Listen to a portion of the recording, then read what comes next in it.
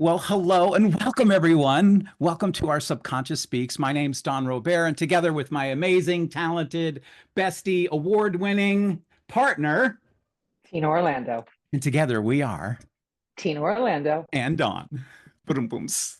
Cheryl loves that joke. I do. Well, Tina, oh my God, look who's in our Zoom square. How did this happen? Am I dreaming? Pinch me, please. Thanks you. Yes. This is happening, it's right? Amazing. It's wonderful. Yeah. Our beloved Cheryl O'Neil, welcome to our show. So stand by for one moment as I cue the music. Don't you dare stop. Never. All right, Tina, take it away. So today is a very special day for us here on our Subconscious Speaks. We have with us someone who is not only legendary in the world of hypnotherapy, but also very deeply loved and admired by both of us personally and every single student you ever come in contact with. The one, the only, Miss Cheryl O'Neil.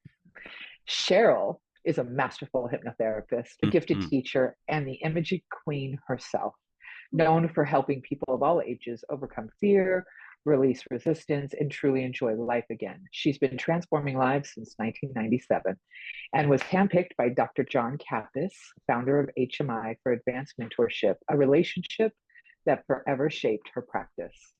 With over 50,000 hours of hypnotherapy, yes, I did the math, I did, a guided imagery master, inner child work and teaching under her belt, and with her endless knowledge of emotional and physical, suggestible, and sexual theory created by Dr. John Kappas. As a faculty member at HMI, the Hypnosis Motivation Institute since 1998, Cheryl has trained thousands of students, including us, and continues to carry forward the Kappasian legacy and deep wisdom, compassion, and grace.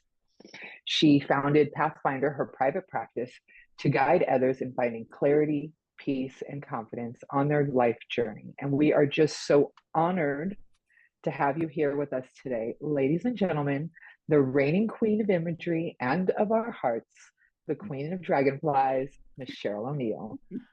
Oh, that is so perfect. Very sweet and loving. I can't tell you enough. That's so thoughtful of you. And I'm so proud of both of you because you both were outstanding students of students I've taught. And you both TA'd for me in the imagery program. And Tina, I think you did it more than once, actually, which was, in the recent history, that's not going on. But I think it had to do with we were live once. Yes. And then when we switched to Zoom, I said, I got to have you again. It's an absolute pleasure and honor. Absolutely. Really, well, I couldn't have been blessed with greater TAs. You've both been wonderful. And look at you now. They're soaring high, everybody. They're fledged and on their own. And I'm just really so proud of both of you. Two birds out of the nest. Yeah, that's right. Flying high. You are. And thanks for having me. It's a real pleasure to be here and celebrate with you. And I saw that you did so many shows. Oh my gosh, already like 38, 40 shows or something. Wow. Yeah. Really doing You're great. 39. I'm 39. All right. Yeah. Forever. I'll take that. Yeah. Very nice. So Tina, where should we start? I was thinking, I didn't clear this with you, but I did reach out to Cheryl in between all the texting this morning. You know that I don't think either of us know her. You know how you get into 501 and everybody tells their, like, how'd you find HMI story? I don't know that if we've ever heard Cheryl tell her story about what led her to HMI and making this life-changing decision to be part of HMI and learn hypnotherapy and become the queen of imagery that we all know and love. So can we start there? Is that a good place to start? It's okay with me. I have to clear it with the boss. Oh, yeah. Tina, we good with We're good. Okay. So, I'll try to make this a little shorter because there's so much, because I was brought up in a household that was very theatrical. So my experience of reality and fantasy were like, I'd come home from, and as a little tag and say, oh, Mom, you changed the scenery. because she moved the furniture around, because my dad was a professor in theater, my mom was an opera singer. So I grew up in a theatrical household, and what would I do but that? Of course, I wanted to grow up and be an actress. Kind of like George, who grew up and became what he became, but I took a turn. However, didn't really realize until all that time, because I was always in plays and musicals, and then I went to in college. I took a BFA, and then I went to New York and I studied with Sandy Meisner at the Neighborhood Playhouse, and I did lots of things there and directed and wrote musical for the all children's company. At the time we performed at Joe Papp's theater. I mean, I was in all this, right?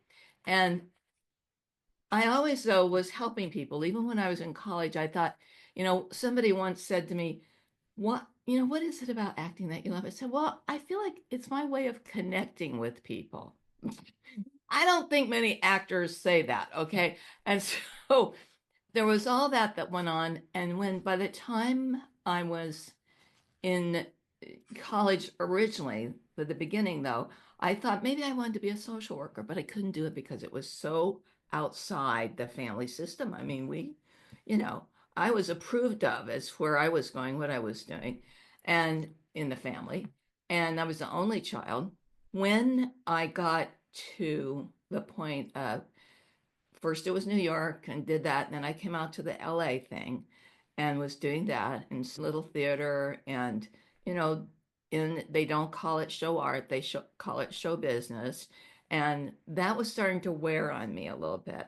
And I got into this organization called Flash Forward. It was like a goal producing and help you to get going with your career kind of organization. And I had some good coaches, and there was one coach who, she said that she was trying to really nail me down because she could see I was frustrated and it wasn't really happening for me. I mean, there was a lot about it that I loved, and I just knew it from the ground up since I was knee high to a grasshopper, as they might say, or a dragonfly. And I thought, well, you know, if I could just have an office and have people come in one by one all day long and I help them with their lives, I would just love that.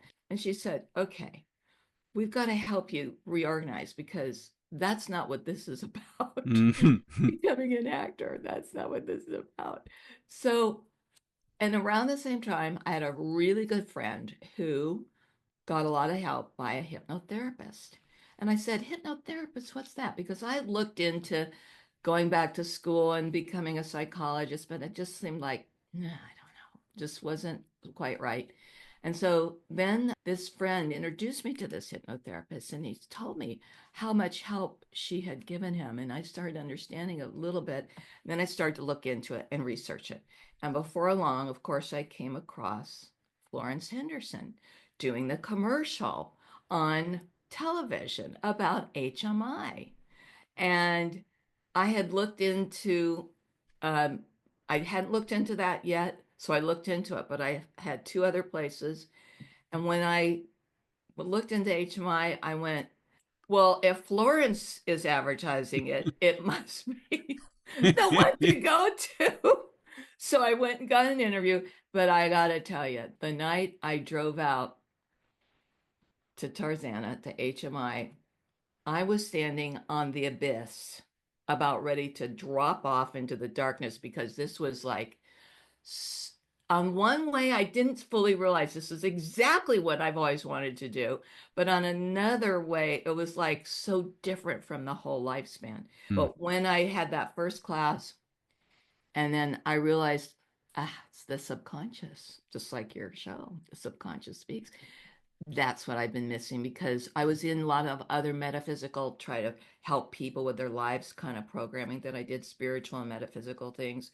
And I kept thinking, something's missing, and I don't know what it is. But after the first two classes, I went, it's the theory of mind, it's the subconscious. That's what's missing. Now I can know how to really help people. That's how I got here. Wow. Wow. Thank you for that. We've heard, I feel like we know bits and pieces, but I don't know if you noticed, both of us had these faces, right? Like it reminded me early days of Zoom when like Tina had to be really mindful of her face that on Zoom with the mute button. Like we both had this moment where when you said Meisner, because I don't know if you know this or not, but Tina's son is an actor. Yes, I do know that. Did he Okay. study? And we've had him on the show, and Meisner came up then because I studied Meisner when I got here. Jeff Goldblum was one of my instructors. Well, Jeff Goldblum was in the group that I organized when I came out here with Bob Carnegie. Jeff Goldblum Oh my was God. we Robert created. Carnegie was the main dude at Oh, Playhouse West. no, but I named it Playhouse West. Stop Okay, it. no, Shut the front Stop. door. What is happening? no. Tina, help me. Bob Carnegie and I got together and we pulled in Jeff Goldblum and we started doing the workshops in my radio station where I worked at KIQQ until somebody had an acting exercise where they pushed their fist through the wall and got a hole in it, and I had to go deal with the general manager over that. Yeah, no, that's right. And I said, Bob, what we ought to call it is Playhouse West because I had been to the neighborhood playhouse. Bob hadn't. He had studied with a couple other people who taught there. And I'd studied with Meisner. He was my three big mentors. Oh yeah, You I studied directly with Meisner? yeah at the Wow. Oh my neighborhood. gosh. Shut I up did. I'm right trying not to now. freak out right now, but you're blowing my mind, woman. No. He was the first major big time mentor that I had. Then I had Wow. another one out here, George Wilson, who was huge in radio, and I had this whole radio career. And then Kappas. So these three men, all of them Wow. sadly gone now, but they were Yeah. the big influences of my life. Yeah. Wow. What are the odds of this? I do not know this. And Why do you not say these things? Well, I didn't go around saying, wow. You can walk around with it. Incredible. My guy was Tony Savant. I don't know if you were oh, gone. I know I've heard of Tony Savant. He was Yeah, one of my favorites and really helped me. Okay, you're obviously aware of a play called Welcome Home Soldier. yeah. When I was at HMI, everything I say HMI comes out. When I was at Playhouse West, I was the soldier. Mhm, mhm. Yeah, and did a couple of one acts with one of my The partners. theater, Bob had his theater open then, right? It was over on Lancashire, The right? second one, yeah, but we Welcome Home Soldiers at the main one on Lancashire. That there's a second studio that they do one Yeah, acts and over whatnot. on that. Yeah. Mhm. And the reason this is so fascinating is because when we were talking with Drew and my personal experience of like laying down and preparing to come out, like there was a scene in Welcome Home Soldier that I went to the wall, the Vietnam wall in DC, and we have this moment, this other soldier and I, and we'd be laying there preparing, we were taught that you don't pretend that you're something that's actually happened. You use your imagination, and that was the first introduction. And they didn't call it the subconscious. I wish they did, but it was tapping into the imagination, which is chock full of imagery, right? And it was about using your senses, which is what we do with imagery, right? We paint these beautiful pictures. Oh, well, you're the queen, you know. It's just fascinating. Oh my God, Tina. Yeah. Yeah, the Meisner connection's very interesting. I didn't know about you that you'd had Meisner training. I was doing some acting in Florida, had been in a couple of plays, did a couple of commercials, and then, packed up my stuff and headed west and was recommended to get into a good acting school, get a job, and don't let, the surviving of being an actor be your main purpose in life. Just learn the craft. And so I found through Scott Kahn, believe it or not, I found Playhouse West and started there. Know that your other mentor in life way later helped start that. Just wild. It's just wild to me. The interconnectivity. There's something that you said that I also experienced, that I love movies and television. We talk about certain shows, and there's an emotion, there's like a gateway to your memories and your beliefs. And I always saw the way that you stated it, which is it helped me get in touch with my emotions. Because even though I'm very fizzy, I'm very emo as well with my emotions at times. And so it allowed me to kind of break free from the prison of my emotions of trying to keep it all in, because that's what we're taught as boys back in, the 60s and 70s. And it was like this ability to be able to help others experience that which I did. So I wanted to be on the other side of it, be one of those actors who is having these moments, these authentic, right, as Meisner teaches, these authentic moments to help others. So I can't believe we're Help that others. connected. Yeah. I mean, I can believe it, of course, but it's just blowing my mind. So I'm so glad I asked you this, Tina. I know. Well, yeah, this connection with people. I remember distinctly, even before I got to Meisner in college, because I was in all the plays, and we had a thrust stage, so it was really great for an actor, the Mm, thrust stage acting. And I remember one night doing it was a summer tree, and I was playing the mother, and there was just like this electricity kind of feeling, of connection. And I always thought okay, now I'm connecting, so I'm helping them. yeah, You But are.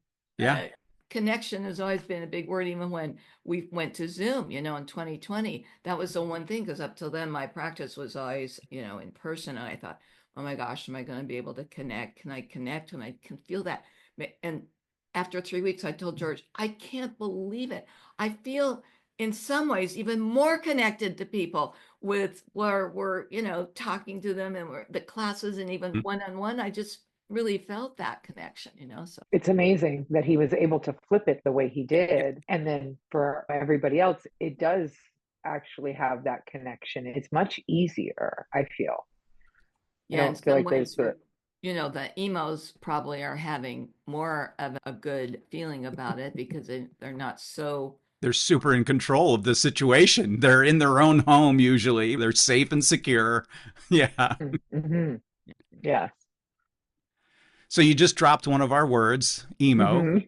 Would you like to step in here, Tina? I just need to calm down. My pulse needs to come down just a little. Okay.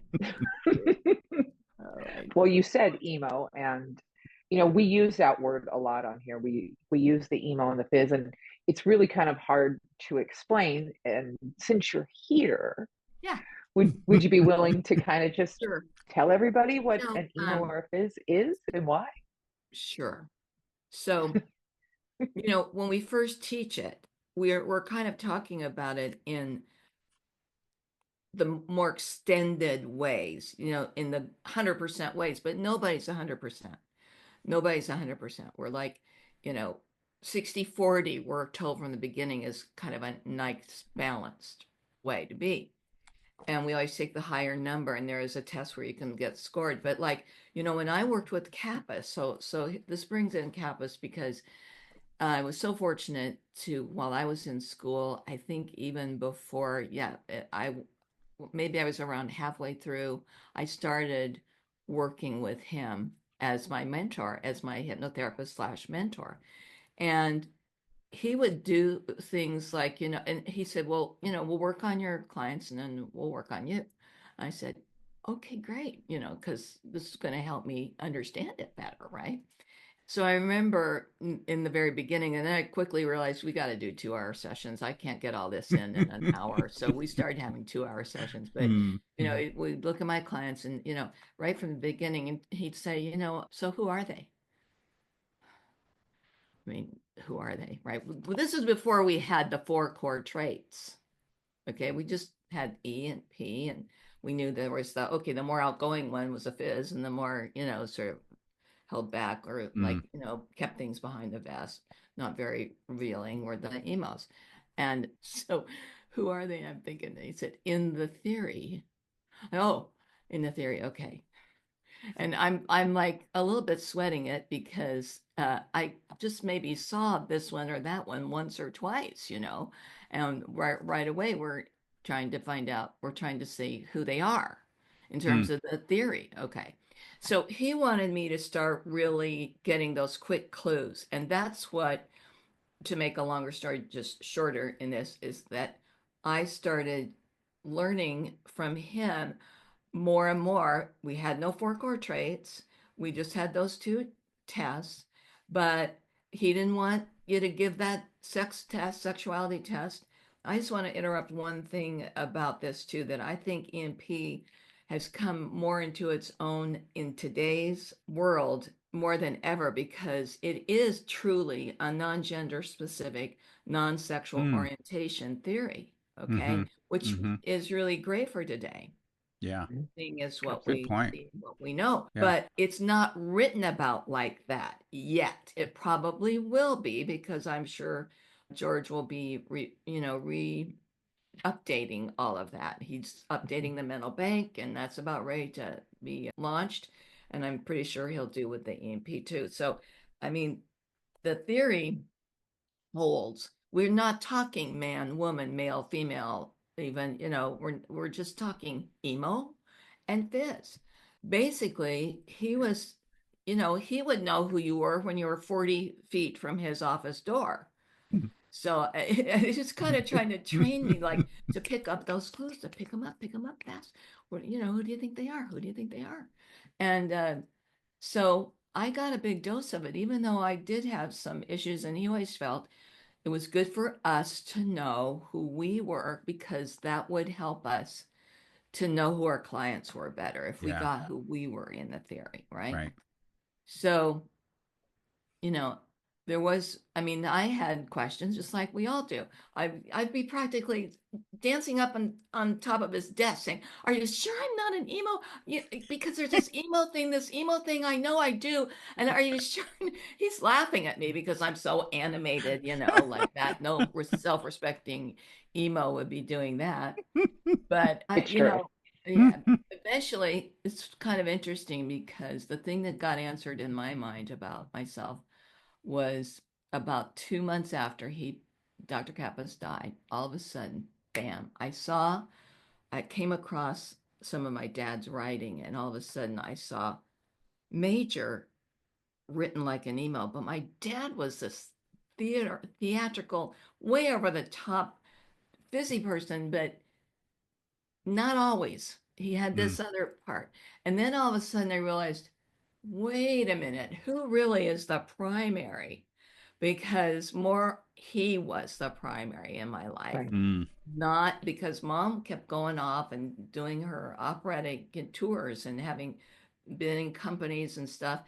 And early on, I was put over to the grandparents, and so it was mixed. And Mhm. also, then when I came back and she came back, and it was more like about 6 on then, you know, I saw, no, it's still, who's the real primary was my dad. And the emo thing made much more sense. And I felt like there was a little emo defense that I came in with over to HMI, even, that I learned real easily. Mm. But It finally happens to the best of us. yeah, but yeah, well, We've this is talked ad infinitum about Tina's emo rap. right, exactly. The blanket wrapped around. Well, defense mechanisms happen, incongruencies happen. These are the things that make sometimes our EMP, that emo in the fist, which, by the way, I always like to tell the kids, the students, when they come in, now you're going into a new sandbox. See, what you know as a definition of emotional and physical is now you're getting a brand new definition. Do Mm. not think you know what emotional means and you know what physical means when we're talking about this. They mean this, and it's Right. not that. So, one of the things in terms of the two, emotionals can change their emotions more easily than a phys. Physicals can change their physical body more easily than an emotional. So right there gives you a little bit more of something that like helps lock it in. Emotionals can change their emotions more easily. They're more in processing it, of course, more in their heads. So physicals processing those emotions both in their head and their body. These are one of the core traits that we're talking. Taking notes because we are Yeah, like insane we're in students school. again. But you're giving us the hack. I like it. I was like, she better finish her sentence like what she says to the kids. No, You but did. Thank you. yeah. So you just got to learn it as a new language. Because don't try Such a to great point. apply that term emotional to the emotional, or you'll get confused. You'll think, well, I think the emotional, really is the physicals. It's the emotional one because that's Mm-hmm. right. Mm-hmm. They'll tell you their feelings but their feelings are like two: love Physical, and rejection. That's the physical. two physicals, right? Yes. Love and rejection, love and rejection, love and rejection. Yes. Emotionals actually have a variety, even though in their imagery, if you ask them how do you feel, and they'll say, "Oh, this is so emotional," and they won't tell you specifically what Mm. that emotion is that they're feeling. They'll just say it's so emotional, whether they're True. giggling to pieces or tears are coming. Mm. It's It's interesting. very true. It's a huge, big piece, but I'll tell you, I I do try to share because I plummeted him with a million questions all the time about trying to understand and trying to understand this way and that way about it and how we could. And once it clicked in about what I saw about the primary and the secondary, suddenly everything started making a lot of sense. And in these later years, I've tried to really help the physicists more, a little bit more than I could do initially, because what really rejection is a big umbrella for a lot of negative emotions that it's starting to be solved when they just start connecting again, connecting to life, connecting to spirit, connecting to nature, connecting to their pets, connecting to new friends, to old friends, and they can get past that rejection that kind of just like stops them in their tracks if that's too big. And then emotionals, their security factor is so important in terms of my body, my space, my place, my money, my career. Okay, all that means security. And if one of those things is like tilt a whirl, and then, right? So that's my emo side for Mhm. sure. Yeah. Yeah. And here's the thing, whether you know, physicists may learn some little defense mechanism, but also there can be incongruencies for them as well as for an emotional incongruence. It's like each may be taught or have learned some kind of characteristic of their opposite that they're not. And so we can have an emotional who can get up and teach like gangbusters or go be a salesperson in front of a lot of people, but like boy, afterwards they're gone or they're walking down the hall looking down at their feet. Mm. They're like Mr. or Miss Emotional, but in front of the group they turn on like a fizz. And that's because they learn something about how to do that. And so we see them, we go, well, yeah, emotional, but okay, they must have learned some sort of physical traits that allows them to be that, you see. Make sense? Yes, you're making me want to ask a question. Then feel free to say you're not comfortable answering this. But did John teach that to George? Because as we know, you've just described George, right? The epitome of his ability to be the most fizziest fizz when he story tells. He's I know. It's magic. amazing. I know. Magic. There's But like, nobody see him like, in the hallway, he right. doesn't I even know. know you exist. I know.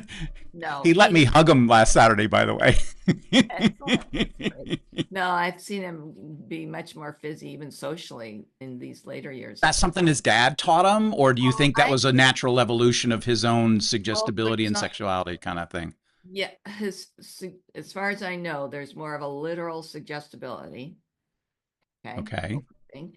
And I'm thinking since he was 9 years old, he first gave his first hypnosis speech. Dad must have put something in there Mm-hmm. Yeah. to help him come forward. So it must have been, and he had this role model to come forward. I mean, that's the other thing, and it's kind of interesting. I've never discussed this with George, and I love him to death, but I do relate that we had each had one parent who was very much out there and a major something. So you either pick up some stuff from that, you know, in some way, or other things too can happen. But I mean, I feel like when you have one that's so dominant, Mm, you're, it rubs off in a kind of way. But you sure. see, and now we're talking 0 to 8, the subconscious, because this theory is it's a subconscious behavior that we learn. It's nurture. It's a nurture theory that we learn coming up through the family system. And so it becomes subconscious, this way of being, as I call it in imagery, from 0 to 8. But then also more is learned, and then the suggestibility plays a factor in there. And but we're not all just, and also here's the other thing, we can't deny nature. This is a nurture theory, but there's nature involved too. In Mhm. working with people, I've just had too many mothers saying, you know what, that kid just popped out like that. They're like that. And this one just popped out like that. So that part of who we are is our natural genetic something or other too. But this theory I have found has been, and as I just really tried to get it, is because I saw he has something. John has something that's working with these people over and over again. And I wanted to know what that was and how to work with him. So over the years, I'd be driving home going over the hill from, thank God for Dr. Kappas, because if it weren't for E&P, I don't know how I would be working with him, because it's just been my go-to for my whole practice. Thank you for that. Tina? I was hypnotized by you. I'm not. So I Go do for have it. a follow up to the whole Kappas I figured. relationship. You Mhm. said something earlier that I don't think I've heard anyone ever say. It kind of feels like when I was with HMI and had Joe Tabanella as my mentor, and then when I became an instructor, you became my mentor. Is that kind of like what this advanced mentorship with Kappas looks like? Or was he like training you to become an instructor? What was that, what this advanced mentorship that you mentioned? I think he was training me to be someone on my path who was grown up and could go out and do and succeed and accomplish. It's what I call the valiant path. I think he Mm, was that kind of mentor for me because, we'd have discussions and he said, and I've said this in some of the imagery program, you may remember, Kappas would say, people are grown, but they haven't grown up. mm. And so, we said, you're a 50-year-old woman, get out there on your path. Come on. He'd be, God, I'd be saying, but John, I'm kind of like nervous about to go do blah, blah, blah, how do I get there? And so, Is that but where PathFinder was born? well, PathFinder out of that, and it kind of out of over a bunch of things because I felt like, well, we're all on our path trying to find our way, and yet we also need pathfinders to help us get there. So I don't know, somewhere out of that mix, I don't know, it made sense. Except the one thing that bothered me a little bit at the time when I was pulling it out, and finally I said, oh, forget it. It was the name of a car, but well, I don't care. I don't care. It's all right. I'm still going to use it. Inference as well for that I'm that exactly Pathfinder right. car was to help you find your way That's right. safely. Yeah. Yeah. And now who's the emo in the room?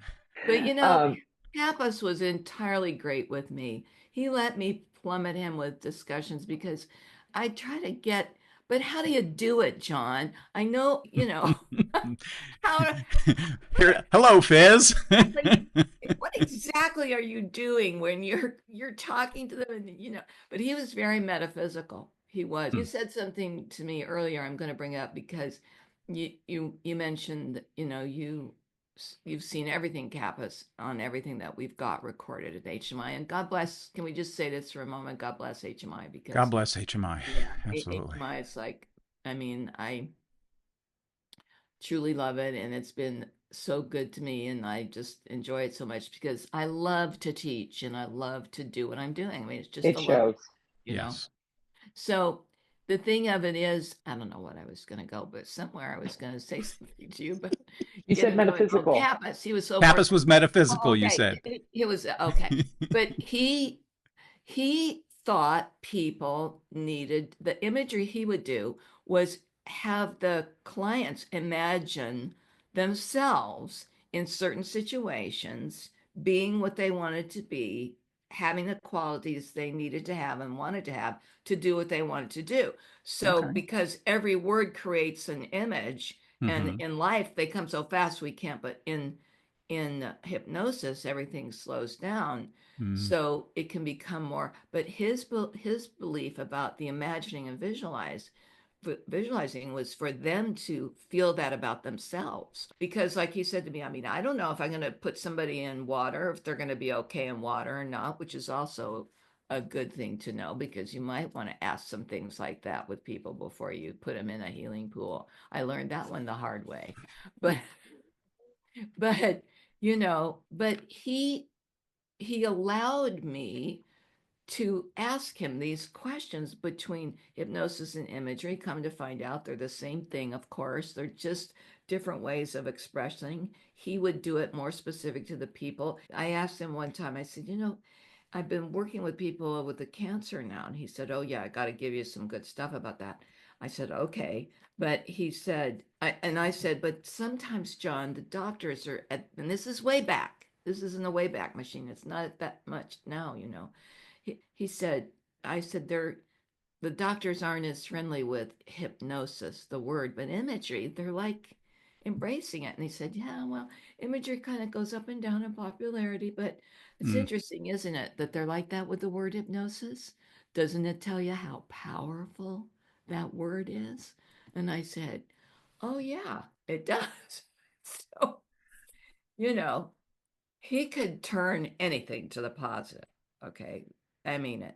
And Tina knows it better than ever, than anybody, because whatever happens, I just like it. say, I like it, right? I like it.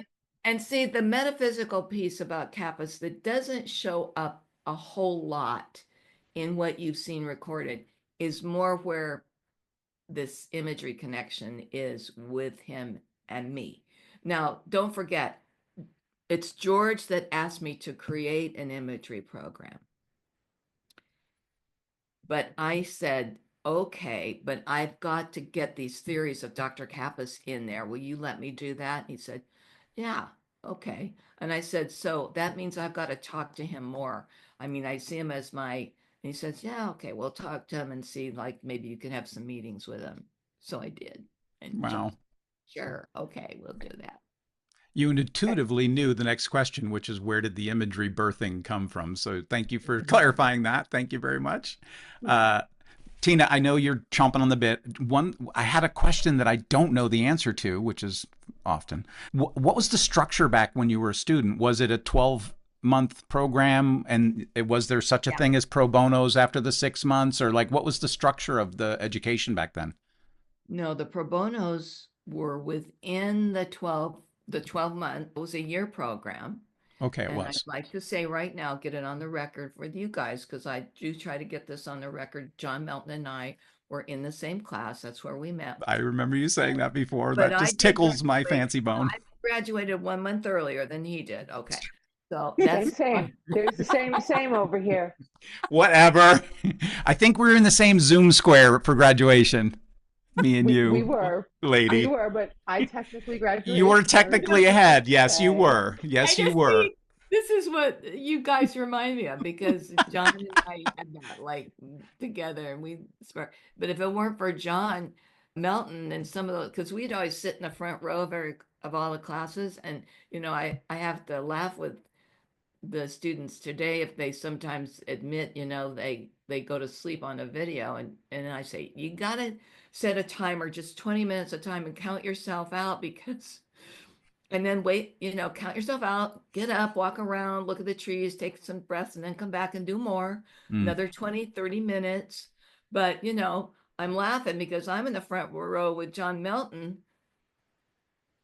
and he's like, he's telling me, count yourself out. 1, 2, 3. He's counting me out all the time.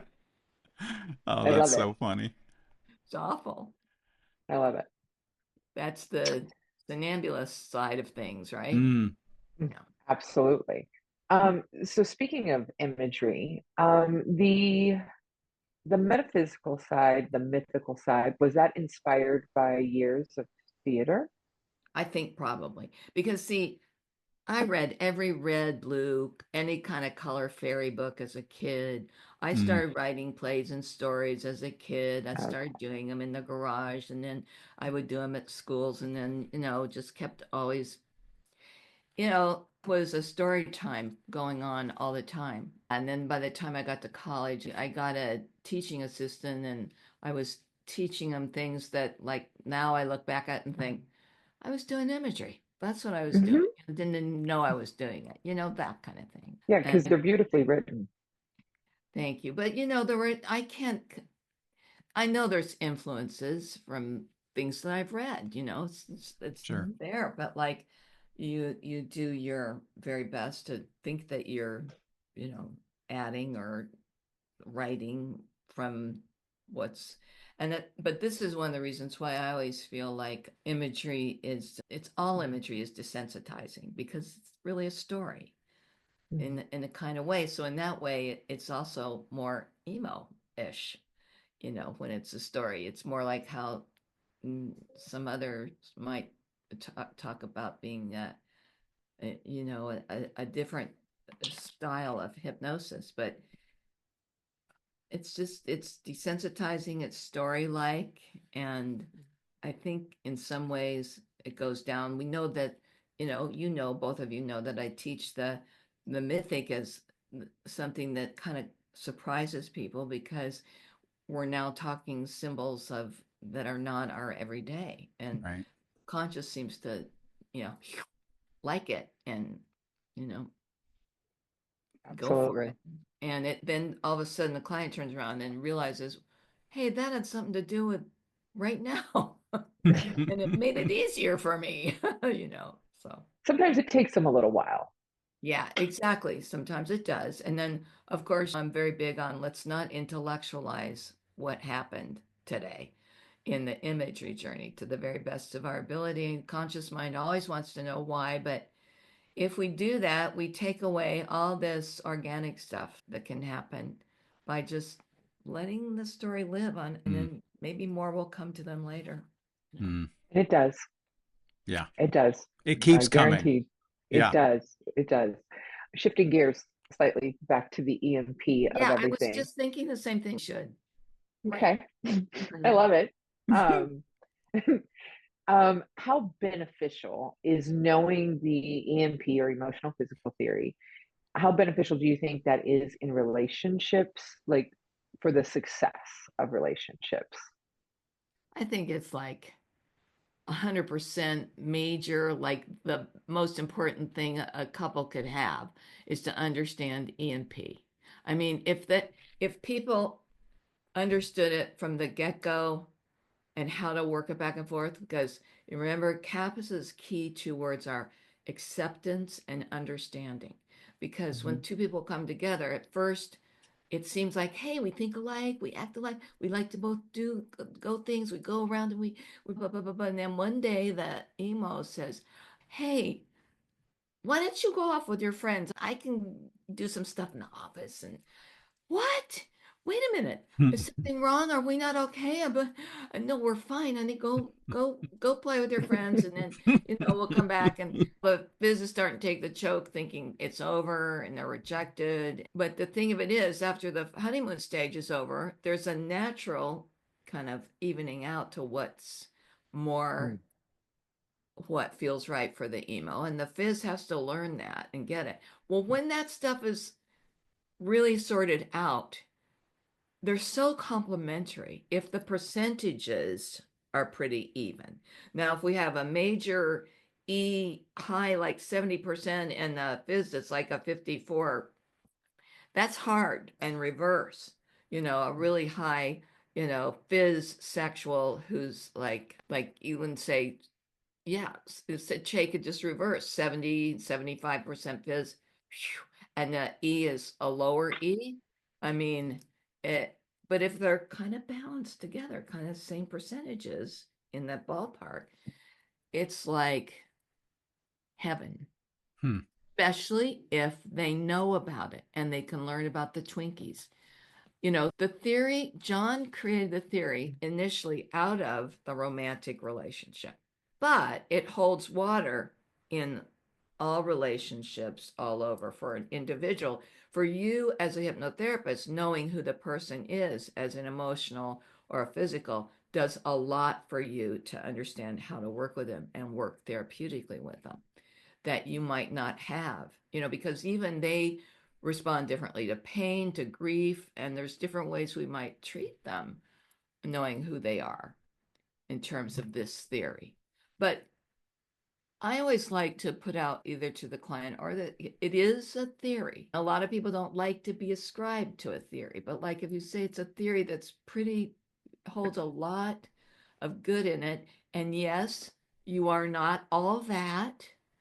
You do have your nature, your biological, the science of you, but you Mm-hmm. also have this. And there's so much about it that can be so good, especially when we get to the point of seeing that we're not alike, but we complement each other. It's that natural complement. Because if we're both the same, it could, you know, it's not as exciting really if we're exactly both the same. Mm. Or two physicals, well, yeah, you could take this world, but boy, you got to have a lot of separations because you both want to feather the nest, you both want to be on top, you both want to be in the mirror.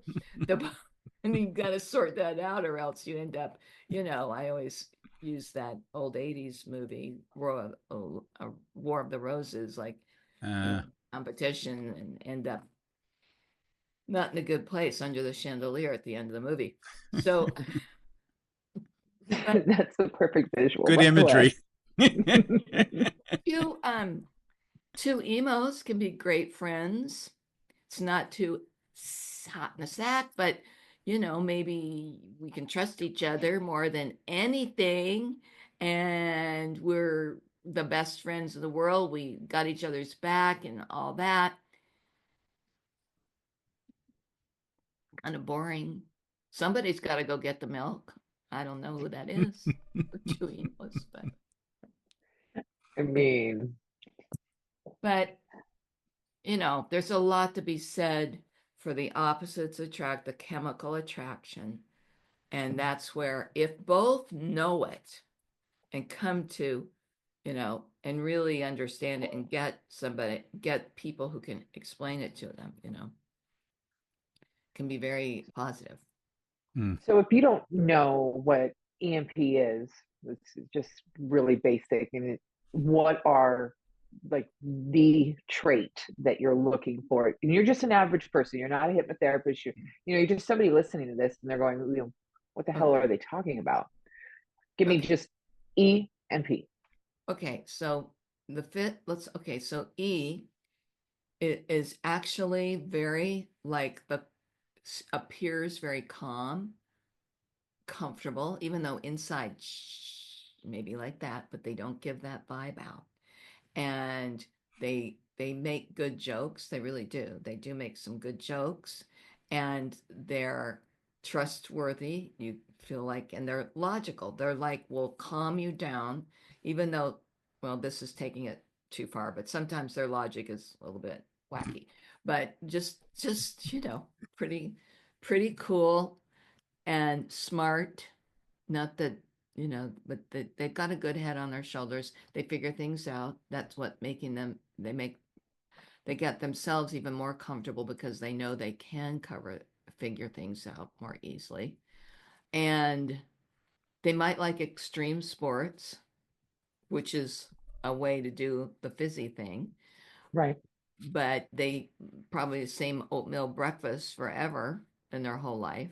Once they get something they know that works, and their wardrobe might be kind of, you know, black, and then there's that black, and maybe there's, oh yeah, there's this gray, and There's summer black and winter black.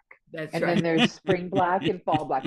It's all black. Exactly. And then never you know, give a surprise party for your emo. It's just the worst thing to do. You never want Mm. to if you're a fizz, you don't want to give a surprise party to the emo, or it's really outrageous. And with their small group of friends, they're very comfortable. It's for years. There's a few people in life. then that works out pretty well. But like bigger crowds or parties and big events with a lot of different people, no, they can learn, they can evolve, they can expand to in middle adulthood, by their mid-30s, where they can maybe stay a half hour longer at a place they don't know very many people, but they're so lucky and happy to get home again and be there, get on the computer, read their book, you know. So, Right. and they don't express their feelings easily at all. You must get a long-term, relationship going before they're ever going to say, I love you. And I Mm. always encourage any fizz who's with an email hoping that this will be a match. I said that you're in it for the long haul. You got to hang in there, because hearing those words may take a while, because for the email, they know it's just etched in the stone when they say that. And so Right. they've got to make sure, Mm-hmm. got to make sure. Gotta make sure. And the fizz? Well, the fizz people, and they might as well go around singing that song that Barbara Streisand sang all the time. People who love people are the luckiest people of all, because they're just people. The more people, the better. Just the opposite from the E. The more people, the better. And if I want them on my arm, go with them everywhere, and they're with me, especially my partner. They just want that. It just makes them feel that, that their partner never says, I love you enough. But if their partner gets smart and at least gives them a compliment at the beginning of the day before they go out, that just makes it for the fizz. They can go out, yeah, seize the day, carpe diem. Um, love is an operative word.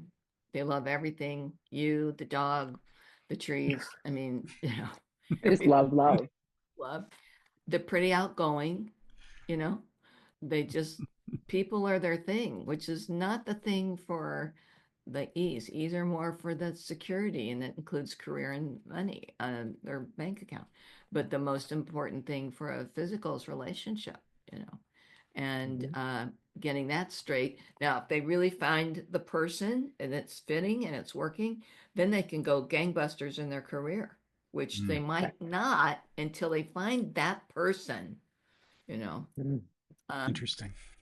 yeah. So they seem to be a happier lot. They love life. And when Mm-hmm. they really do it, life loves them back. Are they happier, or is it that the E's just don't show that? Well, I would say that's a good point that you're making, because a knee can be happy. They're not going to very much go around They showing. don't show it. Yeah. But they do tend to be maybe a little more on the pessimistic. They might be a Mm. little bit Mm. more like, because it's got to be real. And so business can get a little airy fairy to them, but it's not, Right. what's the reality here? Come on, let's look at the reality, right? Give me the bottom line. Yeah, Mm. right. Mm. Yeah. Mm. So There's E and P in all of us. I would Yeah. say that, but I'm not, I always feel it is important to know, yes, but you're still a little bit more to this way or that way. And that's what Kappas wants you to get, because Right. that dominant, more this way or that way. Now, the four core traits can do it too. George is really big on that. And that's a nice way to get them figured out for Mm-hmm. anybody, even themselves, if they want to understand that, who they are. Four core Right. traits. So the top one, if you ask that question to somebody, what's most important, Yeah. love or money. And if they say love, 9 times out of 10, they're going to be a fizz. And if they say money or job, they're going to be an Okay. emo. But here's the thing, that's not one of the core traits. A No, core, love and money. not one of the core traits. Isn't that the top Right. trait? Like Here are career? the four core traits. The first one is, who was secondary caretaker? Who was secondary caretaker? When they hear a little about this, was a secondary caretaker more like an emo or more like a fizz? So that's important, because we tend as children to follow after the behavior of secondary caretaker, because we want to watch and see how secondary gets the attention of primary. And primary, we all want more of primary. So what's the behavior of the secondary? Mm. Number Right. one. Number two, how do we process our feelings in just our head, or our Mm-hmm. head and our bodies? We feel the emotion in our bodies. The physical is usually all, if there's a breakup, can't breathe, like we feel it both in our minds and our bodies, the phys. Then how do we handle rejection is a third. And usually physicals go toward. I just gave that example earlier. If we think you're going into your den, we're not going out. Wait a minute, you're telling me to go with my friends? Wait, come on, come out here. Let's talk. Physicists have to get it fixed right away about if something seems off about the relationship. And so they go forward, they come towards, wait, let's talk about this. They just, but the emotionals, if they feel rejection, they just shut down. They back up and shut down. Okay? And then the last thing is, who are we attracted to in terms of people? Romantic relationships, or maybe even people as our friends. And if we're more attracted to physicals, we're probably an E. If we're more attracted to emotionals, we're probably a phys. I wanna do what I normally do on our show, which is I like to partake in using myself as an example. As you were going through this, of course, we've both been through this education, we get it. But when you were talking about the emos typically attracted to the fizz, as a fizz, I'm attracted to usually more fizzy people just because of the appearance and the beauty of a fizz. But if As you were around higher fizzes, you'd start competing well, more. I recently was, and it didn't work out. It doesn't feel No, that good. no, Right. yeah, That's what it's talking about, like that. okay. It doesn't mean you can't have fun with what you're speaking about, but like sometimes there could be one or two bigger fizzes in the room than you are, and he's like, I got to get out of here. Interesting. I've had that experience in my life. When I first moved to LA, I was living with a stand-up comic who owned the room all the time, everywhere. And he was my ride, and he was my knight in shining armor. Like, dude, like helped change my life. But I would see myself shrink when I was around him and almost want to withdraw and not even be part of the group or whatever. That's very interesting. No, I remember a casting director. I went seen. Sometimes I tell the students, think of yourself when you hear these combinations. I want you to go back and hit some event or a person you're with, or check it out now. There might be, when I learned about this, I instantly got, oh my God, what happened to me in my 20s when I went into this top casting director in New York and had an interview. And I might as well have my little church lady hat on and white gloves and sat there with my hands folded on my. And he'd ask me a question, I'd say yes. And then he'd ask me another question, I'd say no. And then he'd ask me another one, I'd say yes. And I'd been no. I was yes and knowing. I was just, one. And finally he asked me something where I said more than two words. And he said, well, I had to pull it out of you. Like that kind of, and I went, and when I finished that, got out of that office, I went, who was that? Who was I in there? That's not me, but that's what I did. Oh boy. And that's what got me in touch with that. Then later at H9, I went, there's that emo defense that you learned right there. And I had a huge big blanket wrapped around me. I was shivering in that office. Tina's is a straitjacket, just so we're clear. I'm sure you've heard that in session with her, because we both, ironically to our audience, unbeknownst to them, that we both worked with you as our hypnotherapists. Yeah. We're both blessed in that way. Right. But, sometimes you don't, but if you can find an event like that, or a meeting with one person or with several, where it just, and then you learn about this and you can filter back, it just suddenly starts becoming clearer and clearer who you are in this who field. you are and why you behave a certain way in certain situations. Right. Who you are and why you are. Yeah. Yes. And then you start thinking why, and then it goes backwards. Right. So it's not just in relationships that EMP is so beneficial. It's in your relationship with yourself. Such a good statement. Absolutely. Absolutely. And who you are in life and how you respond the way you do, because, and then take that, then there's subconscious. And I just was seeing, At that time with that casting director, I had moved some stuff really forward. And it's with a top agent. She got me this thing. Some other things were happening. And what did I have to do was stay smaller, like my subconscious wanted me to, because I didn't really want to do this. Only I didn't know I was there Mm. yet, you see? Right. And I Right. was in alignment with my subconscious. No, you don't want to do this. But I didn't Mm. know it yet. So Right. that's what Right. we know with our knowns and our, you know, Right. And your subconscious knows because yeah, it's always listening. conscious speak, Mm. right? I It love does. your title of your Yeah. so Wait till perfect. you hear the closing tagline. But we're not ready to close yet. Do you mind if we go a Yeah. little longer? Yeah. Oh, yeah, I'm Okay. fine if you I are. Can you make sense of how I'm speaking to you? absolutely. Okay, Absolutely. okay. Well, 100%. Eating it up. Tina, can we move on from E&P? Yes, we can. Just checking Mhm. with the boss.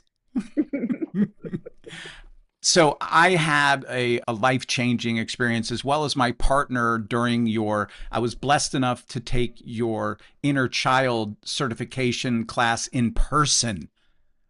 It was right before that 6 month mark for me. I know Tina was already ahead in 501, but I'm curious because we haven't talked about inner child at all. Like, where does that show up for you in this timeline of you and this advanced mentorship, and then the kind of creation of your imagery? Like, where does the inner child come in? Like, where did that?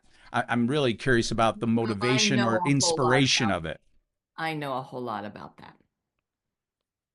from a personal point of view, kind of thing. Right. Yeah. And I had a lot of therapy before I even got to Kappas. Okay. Mm. And not going to go into the gory details, but I know a lot about it. And then when I got to Kappas, it was like, because I was in the part also with the therapist in the 80s who, you know what we were doing? I don't, yeah. Take your teddy bear that we ask you to get with you to the grocery store and carry your teddy bear was part of the therapy. And write a letter, but still that's not a bad one. The write a letter to the child within. I even put that in the program. And then the non-dominant hand, write back, the Mm. next morning. But anyway, I know a lot about it, and Kappas was very much. Remember when I told you that he said, "Look, you're grown, but we got to grow you up. Come on, you're 50 Mm. years old. Get on your path. Get going. Get doing. Get up. Make this happen. Do this."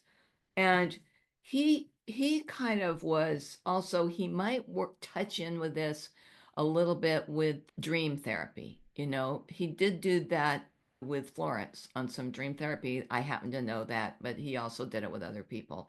But he didn't do, now his brother Alex felt everybody should do inner child work. He was just the opposite. But so Kappas was more like, come on, get up, get going, because you're wasting time. You're not, um, he wanted you to be all of who you are. And so that's how his therapy was, to get the confidence, to lower the anxiety, to really get a hold of some strong qualities to help you be your best self, that so Mhm. that you can go and do what you really want to do. And I appreciated that so much. He took a lot of what I might look at as, let's say, a lot of what the other maybe therapeutic work that I was involved in before I got to HMI, so suddenly like it congealed into something better once I was with him. Now, could have been just the subconscious, because there was no other subconscious work that I was involved in terms of therapeutic work, Right. myself, my own personal journey. So this was that with him. So it might have been how he, did that, but definitely strengthened me and made the difference. Now, so I created the AHA program, but then George wanted me 2 years ago, I think he did, wanted me to bring it into the 301, have it be a regular part of the class, right? Of the 301. So I sat down and I wrote more content about it. and then added some journeys and made it into a 2-day class. But I think that with time and just overall, I mean, I could really, and what I felt I did was that was put it in Kappasian terms, which Mm. is basically we're all, no matter inner child or what we're doing with Kappas are we're taking a negative mindset and moving it to a positive mindset.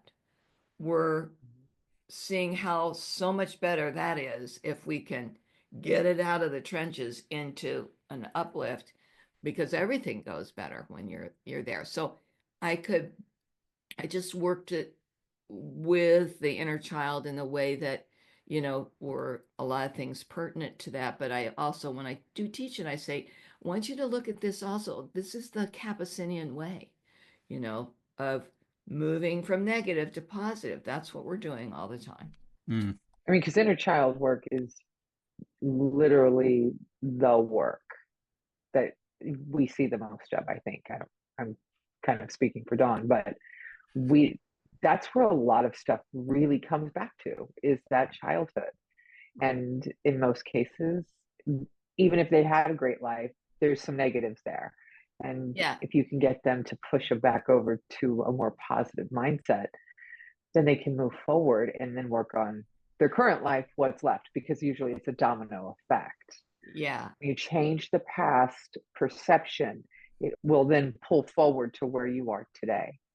Yeah, because also very much a part of this is that, if you're waiting around for something to happen, that you get a different influx from parents or somewhere in their family or whatever, if they're even around, forget it. You have to do that work. So sometimes it's what I call the prong approach, because here you are. I'm big on inner strengthening. Sometimes people call that ego strengthening. I don't call it that. It's that inner strengthening about being a person in life to handle life as it comes, no matter what, to get up that inner strength to do that. But then at the same time, making the bond happen with that hurt inner child. Mm-hmm. So as we strengthen the adult, strengthen the bond, we're also strengthening that little part to be stronger too, to come up. It's a interesting circle of connecting pieces into a Well, whole. Yeah, yeah. into a Yeah. whole. What You comes gotta, to mind is when, oh, sorry, go ahead. nope, go ahead. No, what comes to mind when you talk about this kind of general rule of Kappas moving from the negative self to the positive, right? Like the lower S to the capital S. Like for me, in there, in part of that process over that bridge, if we're using imagery, is that there has to be some inner child healing Yeah, before you can step into the positive. Because if you step into the positive with this sack of rocks on your shoulder, right. you're just going to sink as soon as you jump off the bridge. That's right. Yeah. So Tina and I are aligned in this that I firmly believe that every client we see could benefit from that. Sure, maybe not somebody that stutters, but that stuttering might be linked back to something in their child. I mean, it's always something back there, right? Yeah. In those Mm-hmm. early days when we're just everything is real. Yeah, well, you're aligning very much with the way Alex Kappas. He was definitely That's what I was going to say. Yeah. right. Yeah, Alex was that, I was and thinking. he you know, I don't know. He felt that it was a good thing to do that too, because also part of this inner strengthening for a person is to get that this was your perception. Now there's varying degrees of what was done and what was wrong. It's huge from little to great in terms of people do things. Mm-hmm. Okay. Yeah. So, but finding that, and it is an intricate, and this is where I say hypnotherapy is an art form, because it takes a creative mind to pull it all together in a way that works. So we've got to strengthen the adult, but we also have to take care of that hurt. How can we help release that? Because he also, Kappas is bring the client relief and help them to move forward. That's another standard, bring them relief and help them to move forward. And it's just a two-step back and forth in terms of how to weave this tapestry that you're putting together for them to feel like they're all together and now can handle life on life's terms better than, some people have issues, have learned and had horrible things happen, but they're not in our office. Why? Because somewhere along the line, they got some kind of love. They got somebody else in their life that saw something and helped them. So it didn't become so all consuming where Mm. they're in the victim standpoint. And they came out okay and very productive and able to go forward and live their life.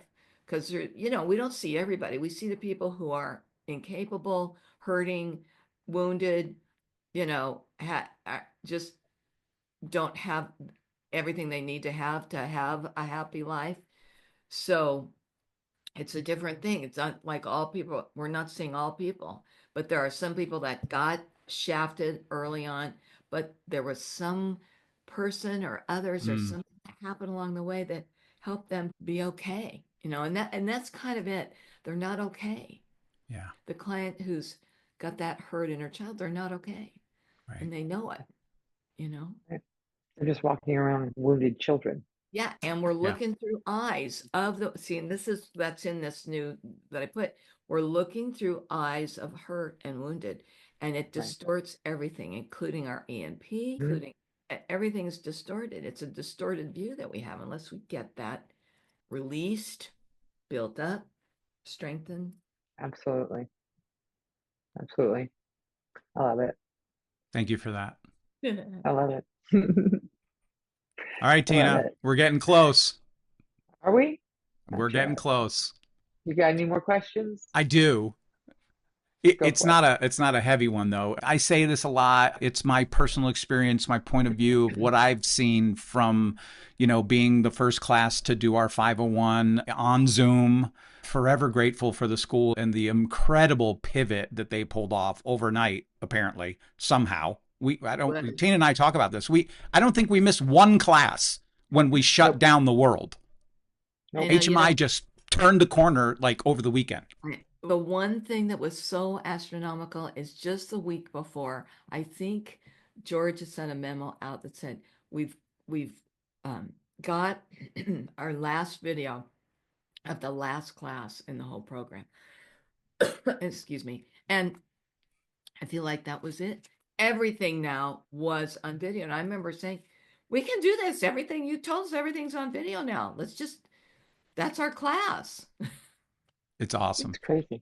So here's what I It's wanted to amazing. ask you. My experience is that this pivot for the world that went in and shut down and got on Zoom and then got on social media. We talk a lot about the doom scroll and just the obsessive hypnotic experience of being on your phone and how unhealthy it is. I've noticed more and more people are testing towards the center, if not right on the dot. And I was just curious, like I think you probably see more people than me and interact with more. So like, what's your experience with that? Do you think the suggestibility is moving towards the just hyper suggestible all the time everywhere kind of situation? No, absolutely right. There's no doubt. I have seen since 2020 more somnambulism, more anxiety, more Okay. fear than ever. Okay, than Yeah. ever. And so it's, hypersuggestibility, you bet.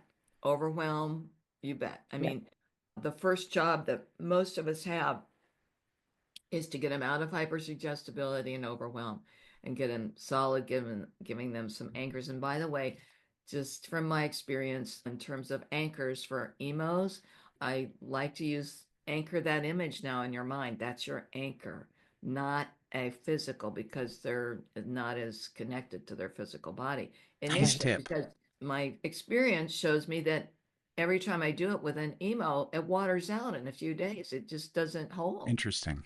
So for a scenario, I'll do both. Anchor that in Mhm. your mind, and let's anchor it Hmm. to. But basically, emos get it when you say anchor in their mind because they're in their mind all the time. Yeah. The physical is the one that doesn't get what I don't get. How can they anchor it in their mind? Doesn't matter. They'll get it. Just tell it. Let's Just do anchor that image in your mind. it. Love Remember that. that picture. but like, and give them mechanisms to deal with their, like counting out more in life, Right. acknowledging, like, I like to help the clients understand that their suggestibility, what it is, and how it's helping them and how it doesn't help them. If we're a somnambulist, it can be very helpful, but it can lead to our overwhelm, or a high literal is like a somnambulist.